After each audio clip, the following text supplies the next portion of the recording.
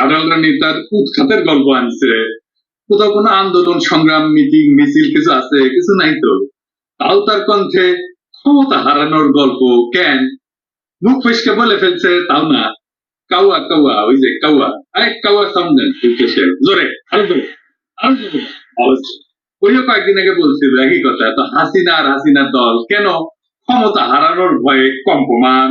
অতিভাব আমরা সবসময় মনে করি তারা খুব প্রোগ্রেসিভ দল, তারা খুবই মানে গণমুখী দল ইত্যাদি ইত্যাদি। তো সেখানে আমার প্রশ্নটা হচ্ছে যে ঠিক আছে তারা আমাকে উৎখাত করবে, পরবর্তীতে কে আসবে তাহলে?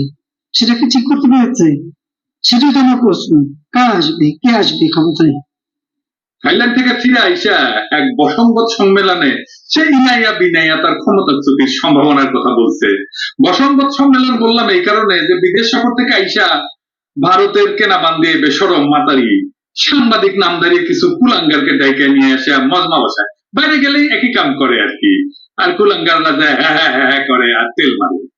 কুলাঙ্গার গুলি মাথা ঝুঁকাইয়া তার পায়ে তেল মারতে মারতে এমন সব সাজানো প্রশ্ন করে যাতে দূর থেকে মনে হইতে পারে যে এক পাল পোশাক উত্তা মনিবের পায়ের কাছে কেউ কেউ করতেছে। এই সাউন্ড দেন, কেউ কেউ সাউন্ড দেন। এই পরিবারের একটা বড় শখ দেখছেন না? কুত্তা লইয়া জয় বৈশা থাকে, কুত্তাটা কত সুন্দর হচ্ছে। তো কারণ রানী কইছে যে তার বদলে কার ক্ষমতা আনবি, এটা কি তার জন্য জানা জরুরি? আমরা তো চাই একটা ফ্রি অ্যান্ড ফেয়ার ইলেকশন, সেটা সে দিবে না। তাই তার উৎখাতের প্রশ্ন আসছে। স্বামী স্ত্রীতে যখন ডিভোর্স হয় তখন কি অন্যরে এটা জানানো জরুরি যে এরপরে সে কারে বিয়ে করবে? কাউকে চাকরিচ্যুত করলে কি চাকরির দাদা জানায় যে তার জায়গায় কাকে নেওয়া হবে? তুমি কেন জানবার চায়? 2 দিন পর পর করুন মুখ কইরা উৎখাতের আলাপ কেন আনে সে?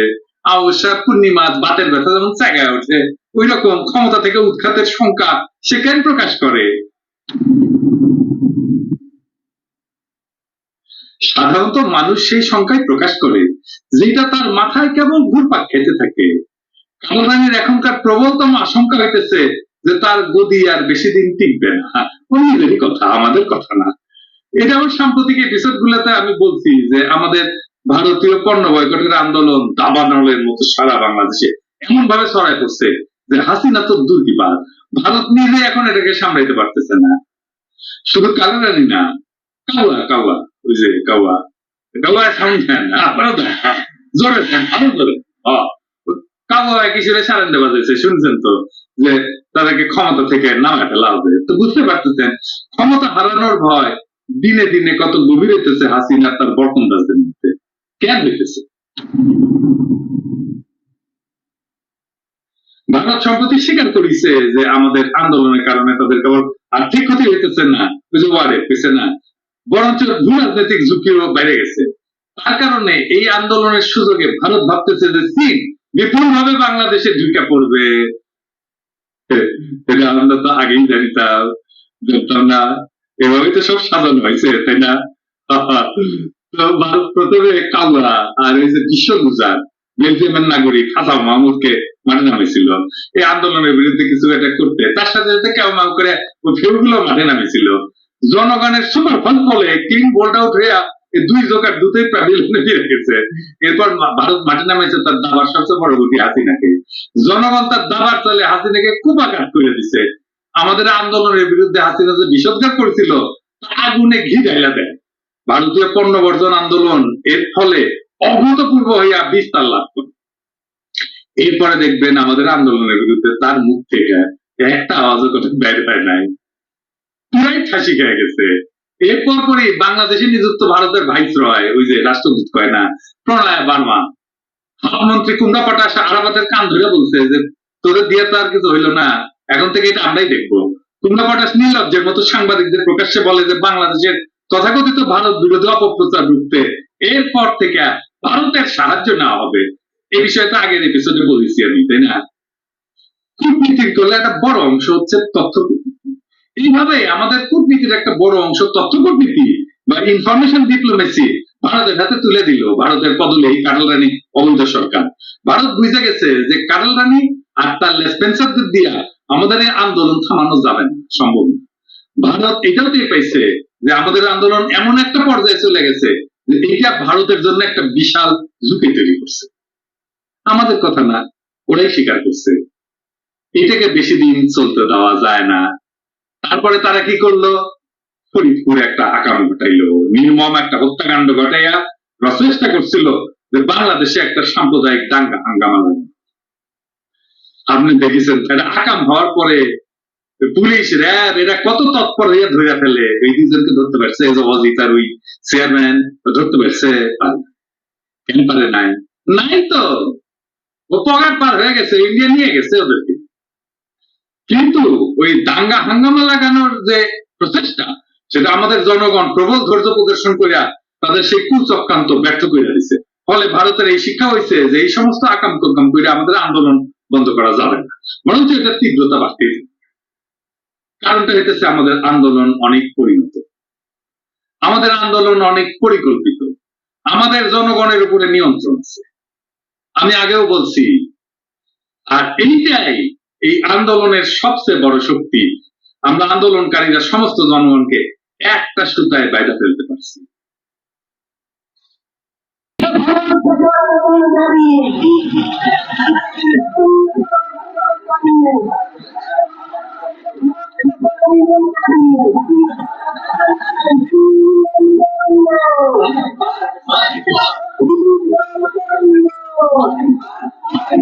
আমাদের বেকাররা যে সময়টা কর্মসংস্থান পাচ্ছে না, চাকরি পাচ্ছে না, সেই সময় শুনে আপনারা শোকাহত হবেন যে 26 লাখ ভারতীয় এই বাংলাদেশে চাকরি করছে এবং সরকারের কাছে এই বিষয়ে কোনো ইনফরমেশন নাই। একজন বলে 2 লাখ, 3 লাখ, একজন বলে 11 লাখ।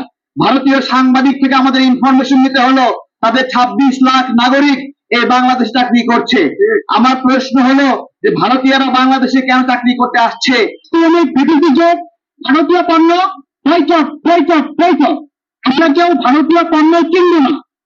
যে দেশ সীমান্তে আমার নিরীহ নিরপরাধ ও নিরাশ্রম মানুষের উপর গুলি চালাতে পারে, যে দেশ সীমান্তে আমার পৃথিবীর ভাইদেরকে সম্পূর্ণ অন্যায় ভাবে হত্যা করতে পারে, যে দেশ ফেলানির মতন কিশোরীকে মেরে কাটাতারে ঝুলিয়ে রাখতে পারে, আমরা সেই দেশের পণ্য কিনবো।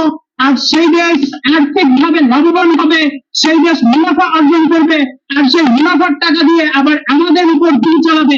এটা আমরা হতে দিব না। ভারতীয় পণ্য বয়কট, সবাই ভারতীয় পণ্য বর্জন করুন। আসসালামু আলাইকুম। দেশীয় পণ্য কিনুন, দেশকে বাঁচান এবং দেশের কর্মসংস্থান বাড়ান। আমরা আগেও বলছি এই অবস্থায় ভারতের হাতে খুব বেশি অপশন নাই। এই জন্য সবচেয়ে তাদের জন্য সুবিধাজনক সমাধান হইতেছে এই আন্দোলনের মাধ্যমে জনগণের যে ব্যাপক ক্ষোভ প্রকাশ পাইতেছে সেটা ভারতের ঘাট থেকে সরাইয়া হাসিনার কাঁধে চাপাই দিতে। আপনারাও তো ভারত হাসিনাকে চাকরানি হিসেবে রাখছে। আপনার বাড়িতে কাজের বুয়া যদি তার কাজগুলি ঠিক মতো করতে না পারে, আপনি কি তার আর বেশি দিন রাখবেন?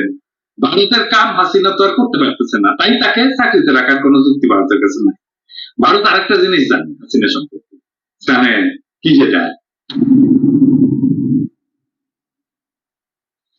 না না গোপন কিছু না, স্বামী স্ত্রীর মধ্যে গোপন তেমন কিছু থাকে না। ভারত এটা জানে যে কারল রানী বাংলাদেশের সবচেয়ে ঘৃণিত ব্যক্তি, সবচেয়ে ঘৃণিত ব্যক্তি। তাকে গদি থেকে নামাই দিলে বাংলাদেশের মানুষের আনন্দের সীমা থাকবে না। মানুষ তো ব্যান্ড পার্টি বাজায়, পার্টি সং দেবে, পার্টি সং দেবে। আবার আমরা শুনি তো হাসিনা ছড়ায় ভারতের পছন্দসই কাউকে ক্ষমতা বসে দিয়া মানুষকে খুশি করার সুযোগে ভারত তখন নতুন কইরা তার খেলা শুরু। এতে তার সাময়িক কিছু অসুবিধা হইলেও আমসালা দুটাই হারানো থেকে বাঁচতে পারবে বলে সে মনে করে।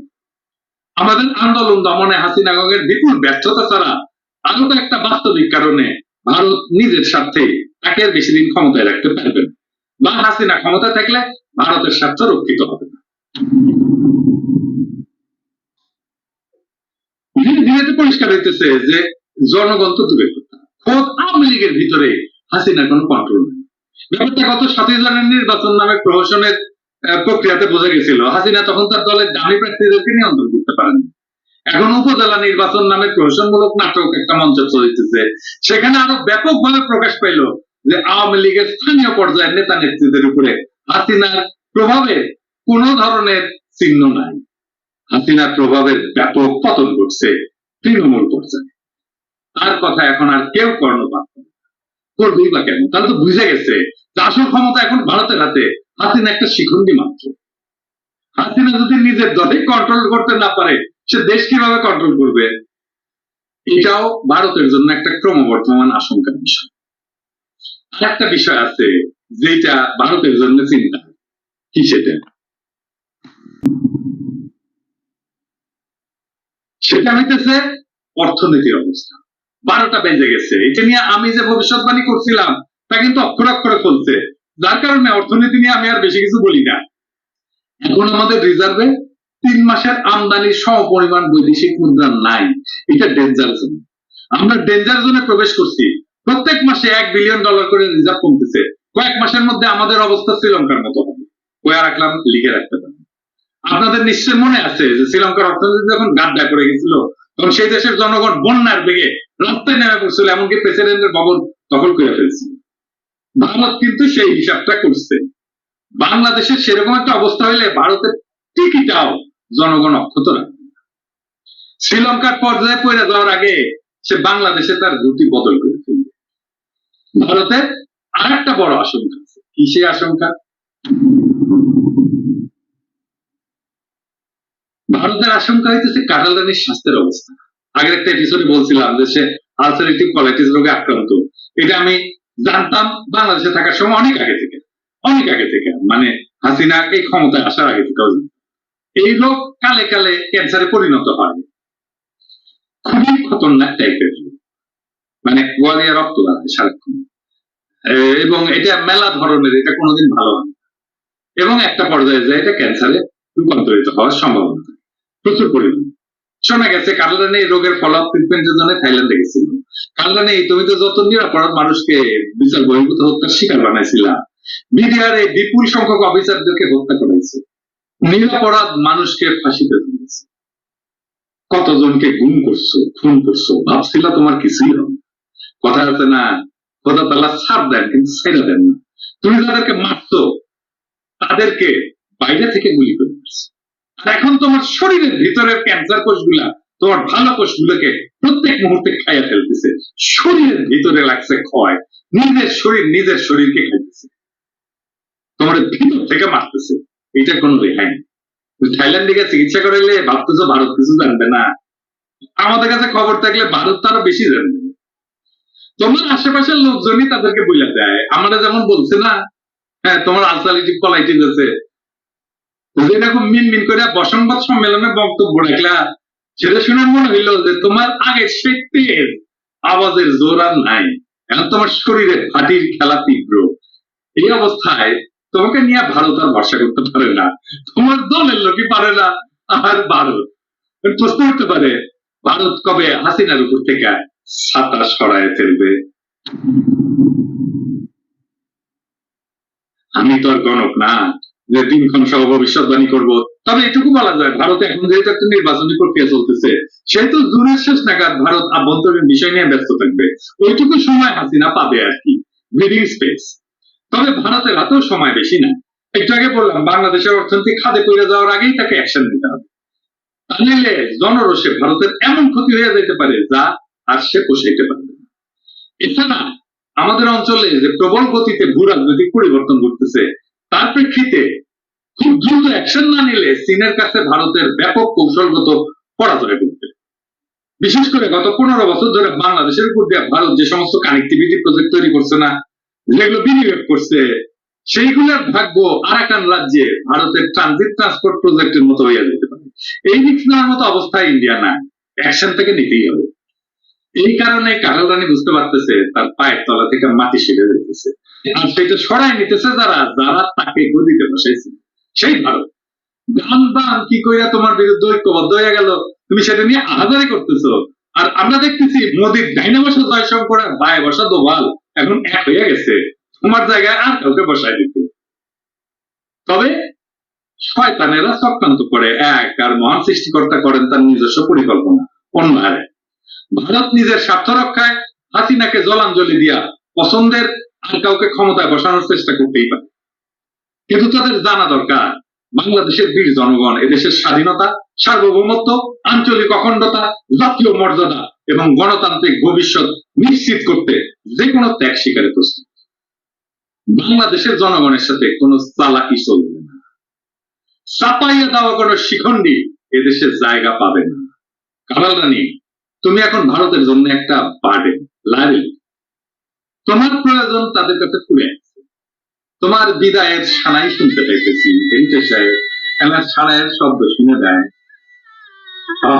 হোসেন, তুমি বাংলাদেশের মানুষকে অবর্ণনীয় কষ্ট দিচ্ছ, এই জন্য তোমার প্রতি আমার বিন্দু মাত্র সহানুভূতি। তোমাকে খুনি, ফ্যাসিস্ট, চরম দুর্নীতিবাজ হিসেবে প্রায় অভিহিত করছি। আমি তোমাকে বিবেচনা করি বাংলাদেশের ইতিহাসে ঘৃণ্যতম একজন ব্যক্তি হিসাবে। আমি বাকি জীবন তোমাকে এভাবেই বিবেচনা করবো, তোমার মরণের আগ পর্যন্ত। মরণের পরেও এটা আমি বলে দেবো, যদি আমি বেঁচে থাকি। ইতিহাস তোমাকে বর্ণনা করবে পৃথিবীর ইতিহাসে একজন নির্মমতম পাপিষ্ট ব্যক্তি হিসাবে তোমার নাম লেখা থাকবে। তোমার বদলে কারে ক্ষমতায় বসাবে ওই চিন্তা তোমার করা বাদ দাও। আজরাইল তোমার শিওরে। হ্যাঁ, তোমার নিজের এখন চিন্তা করা উচিত তোমার নিজের 3.5 হাত জমি কে ক্ষমতায় আসবে ওই চিন্তা বাদ দাও। তোমার শাসনের শ্বাস এই আছে এই না, তোমার শরীরের একই অবস্থা। এখন চিন্তা করা উচিত তোমার নিজের 3.5 হাত জমি। তোমার পরে কে ক্ষমতায় আসবে সেটা চিন্তা করে তোমার লাভ আছে? তোমার আব্বাজানের জান যখন কবজ হইলো তখন তারপরে বাংলাদেশ চলছে, চলছে না? ভালোই চলছে, অনেক ভালো চলছে। তোমাকে যখন তোমার 3.5 হাত জমিনে নামানো হবে, আমি তখন দুনিয়াতে থাকবো কিনা জানি না, সেটা মহান সৃষ্টিকর্তা জানেন। কিন্তু তুমি চিন্তা করে দেখো, ওই সময় বাংলার মানুষ কি তোমার জন্য 2 হাত তুলে দোয়া করবে? উচ্চ কণ্ঠে অভিশাপ দেবে, তোমার উপরে লানত করবে, আসমান থেকে ফেরেশতারা শাস্তি বর্ষণ করবে। তুমি যে জমিতে তোমার অন্তিম শয়ন শুইবা, সেই জমি কি প্রশস্ত হইয়া বেহেশতের একটা বাগান হয়ে যাবে, নাকি 2 পাশ থেকে তোমাকে জেলে ধরবে যাতে তোমার আযাবের সীমা পরিসীমা না থাকে? তবে আমরা সতর্ক আছি, মীর জাফরের বদলে মীর কাসিমকে বাংলাদেশের ক্ষমতায় বসাইতে দেব না। ভারতের জন্য সবচেয়ে ভালো স্ট্র্যাটেজি হতে পারে বাংলাদেশে একটা ফ্রি ফেয়ার নির্বাচন অনুষ্ঠানের জন্য আন্তর্জাতিক শক্তির সাথে সিরিয়াসলি কাজ করা এবং বাংলাদেশে পরবর্তী রাজনৈতিক শক্তির সাথে সম্পর্ক তৈরি করার চেষ্টা করা, যাতে দুইটা দেশ সমমর্যাদার ভিত্তিতে সম্পর্ক নিয়ে সামনে আগায় যেতে। হাসিনার বদলে যেই আসুক, জনগণ ভোটাধিকার ফিরে না পাইলে, বাংলাদেশের উপরে ভারতের রাজনৈতিক খবরদারি আর দাদাগিরি বন্ধ না হইলে ভারতীয় পণ্য বয়কট বন্ধ হবে না।